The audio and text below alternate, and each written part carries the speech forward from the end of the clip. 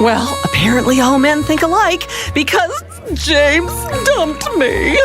I watched my love life crumble, and I wasn't gonna take it. Well, I had 2 metal hips, 1 orthopedic shoe, 6 gold teeth, a plate in my head, and an industrial strength pacemaker. I got so much metal in me, I'm legally classified as a motor vehicle.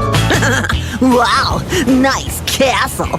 As the beach's official bully, it's my job to destroy it. Please stop following me! Agent Callus, I've exhausted every resource to find information about the rebels, but there's nothing to be found.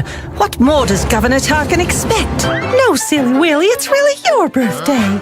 Happy birthday to you. Happy birthday to you.